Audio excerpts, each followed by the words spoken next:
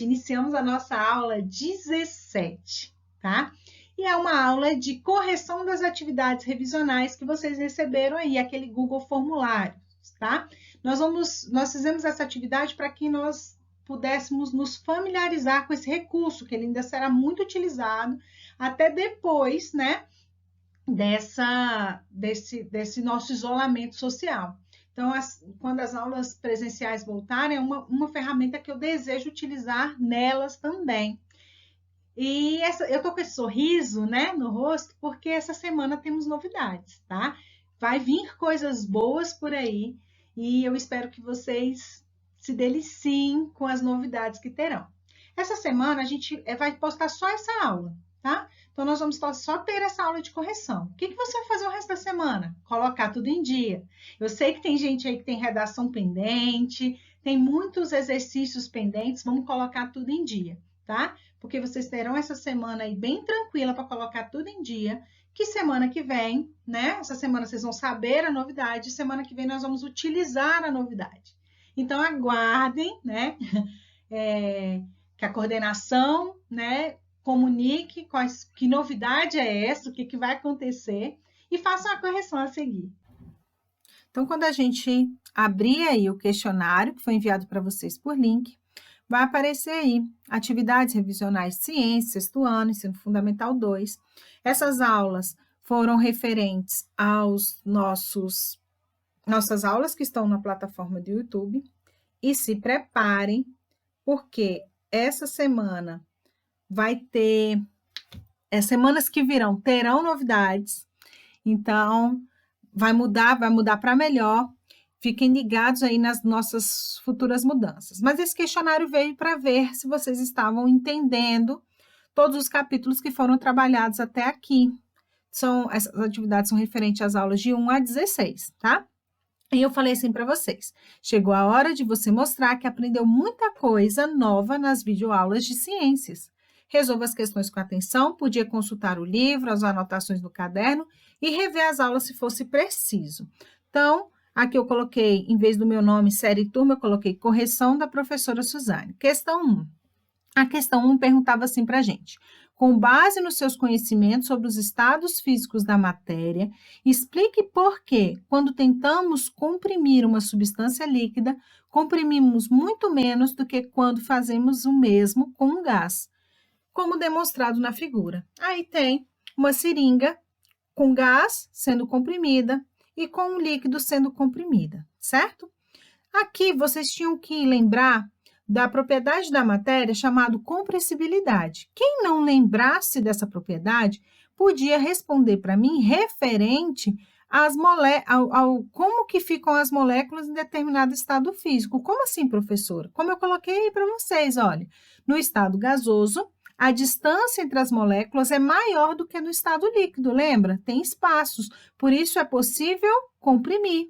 Isso explica o porquê de conseguir comprimir muito mais uma substância no estado gasoso do que no estado líquido, tá? Então, consequentemente, a gente consegue comprimir ainda menos em estado sólido, já que as moléculas estão muito unidas, certo?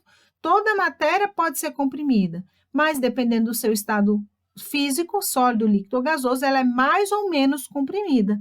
O gás, pelas moléculas serem mais afastadas, ele é mais comprimível, certo? Então, essa aqui, dá um pause para quem está fazendo as anotações, seria a resposta ideal para ser mandada lá no questionário. Questão 2, 3 e 4, eu deixei o vídeo sobre mistura da substância, e aqui eu perguntei assim, essas misturas aqui, tem quantas fases? Qual o número de fases de cada um desses sistemas? Qual é o primeiro? Água, óleo e açúcar. Segundo, água em estado líquido e em estado sólido. Terceiro, água salgada. Quarto, água gaseificada, certo?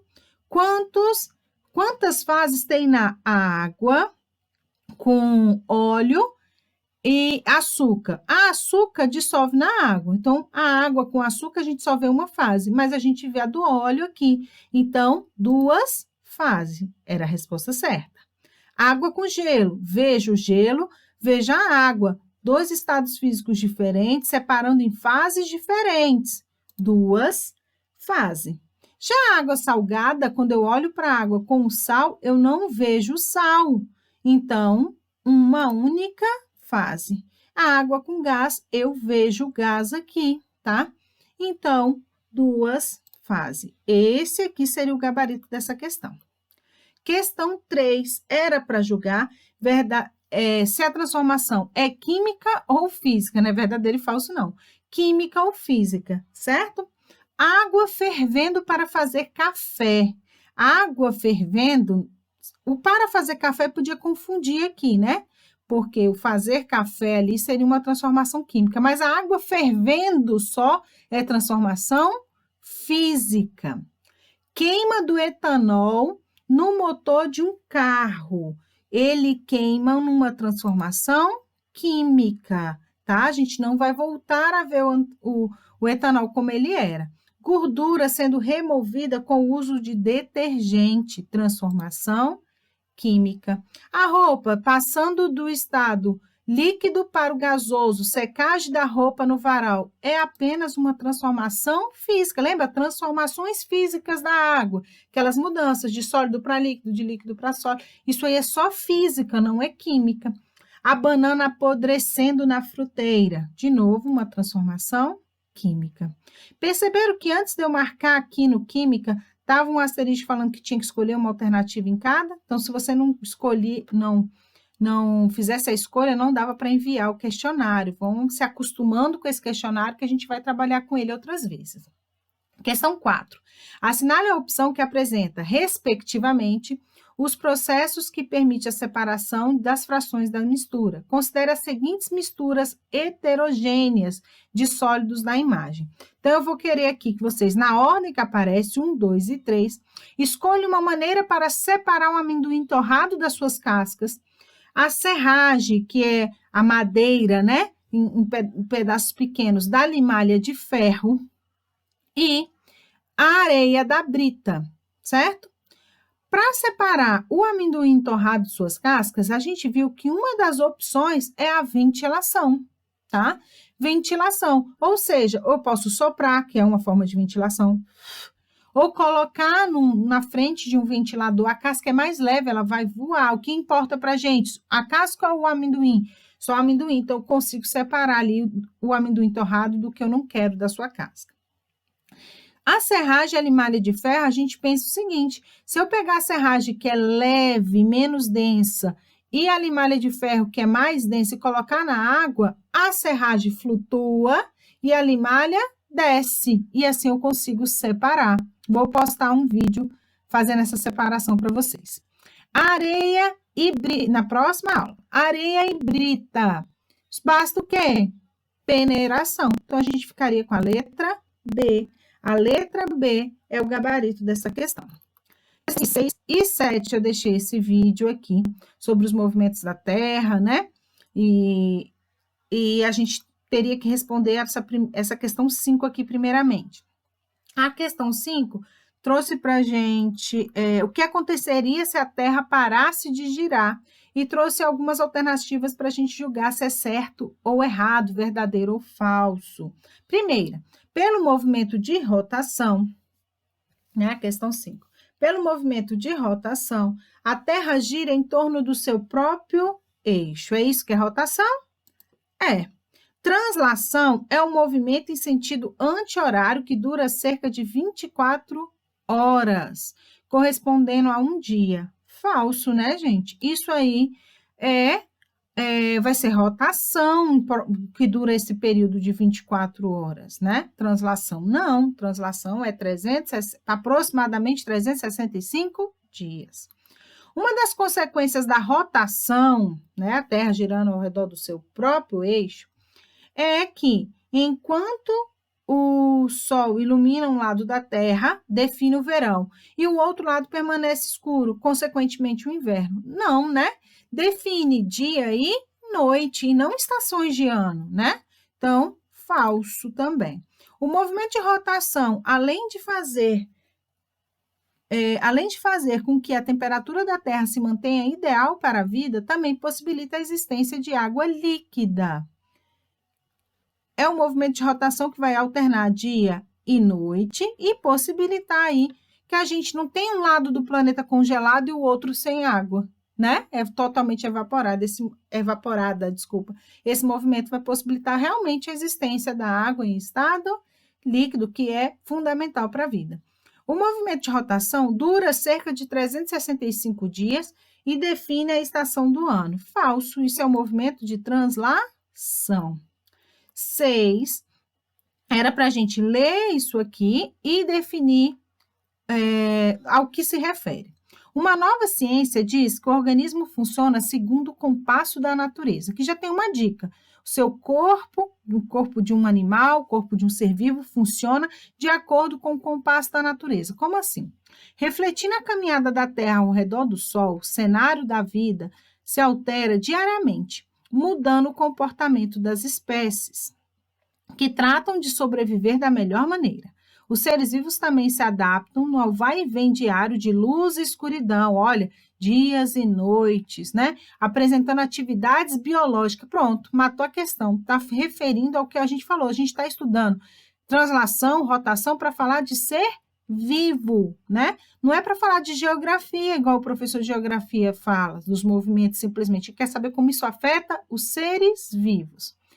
Variam pelo período de aproximadamente 24 horas, ou seja, um dia terrestre. O comportamento das espécies é diretamente influenciado pela luz e acompanha a sucessão entre dias e noites, ou seja, tem seres de hábitos noturnos, tem seres de hábitos diurnos, como ele se locomove, como o dia interfere, como a noite interfere no seu corpo, isso é o ciclo circadiano, isso é o comportamento biológico. A gente pode falar assim, eu estou com um ciclo circadiano meio fora do compasso, porque eu viajei para um país que a diferença de fuso horário era muito grande. Interfere no que na pessoa? No ciclo circadiano, tá?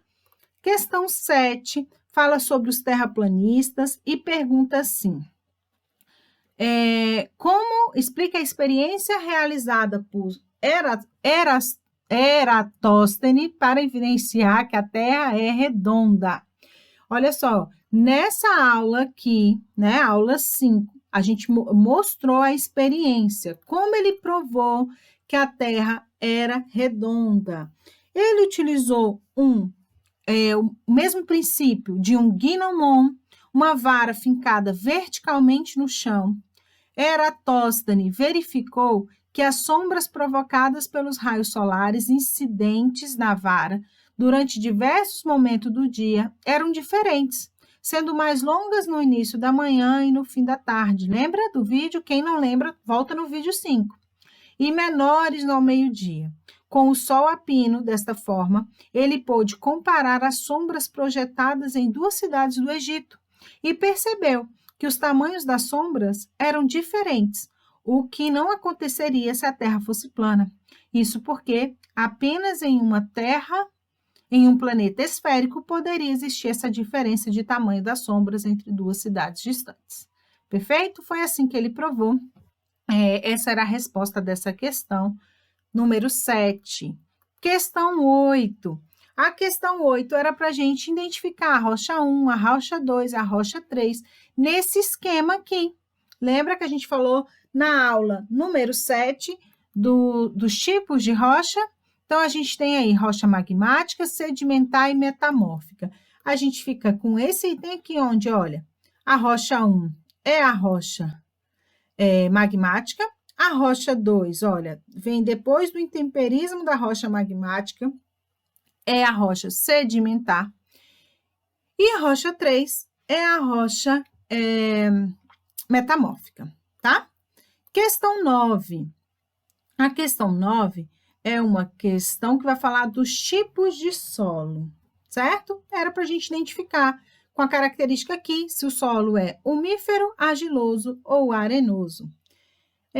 Vamos lá, é ótimo para a agricultura, pois é fértil, pois é extremamente fértil e rico em nutrientes. Umífero. Possui grãos maiores, tendo assim mais espaços entre um grão e outro, consequentemente com poros maiores. Arenoso. Suas partículas são muito finas, invisíveis ao olho nu. Ele é menos permeável à água. O menos permeável à água é o argiloso, né? Que empoça a água, lembra? Apresenta boa permeabilidade, boa permeabilidade, permitindo que os outros solos é rico em matéria orgânica, omífero. Apresenta pouca permeabilidade, é composto de cálcio, magnésio, potássio, ferro, alumínio. Qual é? Argiloso, tá? Então, ficaria assim o gabarito dessa questão aí, tá? Com esse desenho aí, argiloso. Finalmente, a questão 10. A questão 10, a gente tinha que julgar verdadeiro ou falso para esses 4 itens aí. E aí, a gente escolhia uma alternativa. Olha só. 1. Como a água pode dissolver uma grande variedade de substância, é chamada de solvente universal. Perfeito. Foi isso que eu falei nessa aula aqui, número 15. Perfeitinho. 2. Empuxo é a força que o líquido exerce no corpo submerso, no mesmo sentido ao peso dele? Não.